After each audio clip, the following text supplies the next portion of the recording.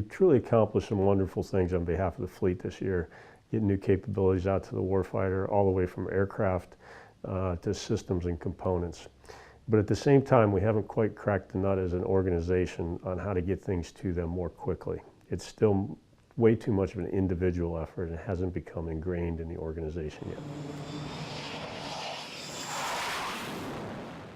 Well, on the readiness front, I think it's generally been positive. We've made a positive contribution. There's been a tremendous amount of work, a lot of focus, a lot of people working on foundational elements. But when you get right down to it and you look at the fleet metrics, whether they have more available aircraft, more mission-capable aircraft, it's been relatively a flat line. In other words, they're not seeing yet the benefits of all the work that our folks have put in, but I believe they will in the coming years.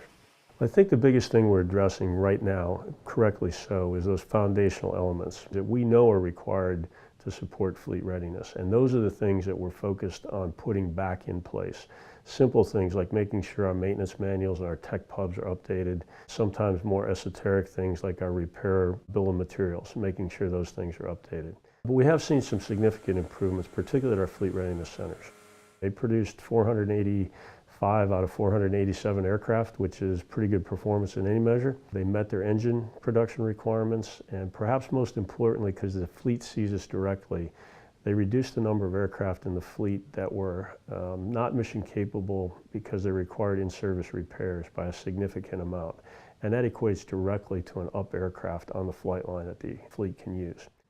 So in capabilities-based acquisition, I think we're making steady progress, particularly in getting our external stakeholders and those that we need to support this effort, getting them engaged and getting, quite honestly, excited about the prospects, positive prospects on being able to accelerate capabilities through capabilities-based acquisition, model-based systems engineering. What we have to focus on in calendar 18 in capabilities-based acquisition is taking the various elements of that and starting to instantiate them in individual programs of record so we can start learning, as the CNO likes to say, so we can accelerate our learning by taking our pilots and then expanding the scope and spreading them across other programs.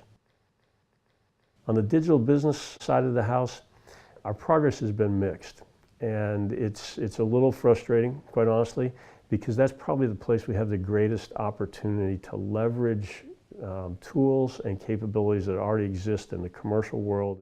So there it's about people being willing to sit down, figure out what they want to do differently, how would they revamp the process to get to the same product in a more efficient manner.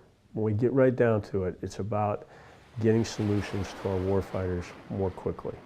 Whether that's a business function that results in saved time, or it's a design or a development function that results in saved time.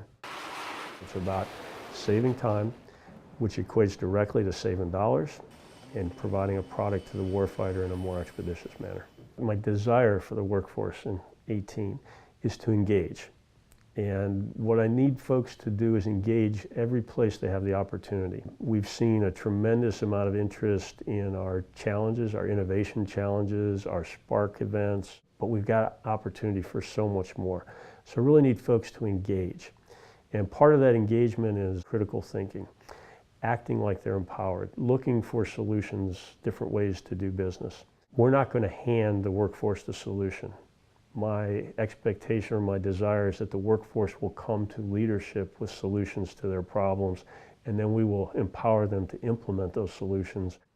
I will say a real hot spot that we've seen on the East Coast is PMA 202, our Aviation Life Support System Program Office.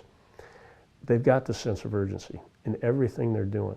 I don't even ask the question anymore of them, do I think they're moving as fast as they can? I just assume they are. They get it, and they've used the complete envelope of their acquisition authorities. They assume they're empowered to go faster and to try creative solutions, and they have institutionalized it. This way of operations has become the rule, vice the exception, which is what we're trying to get to across the breadth of NAVAIR.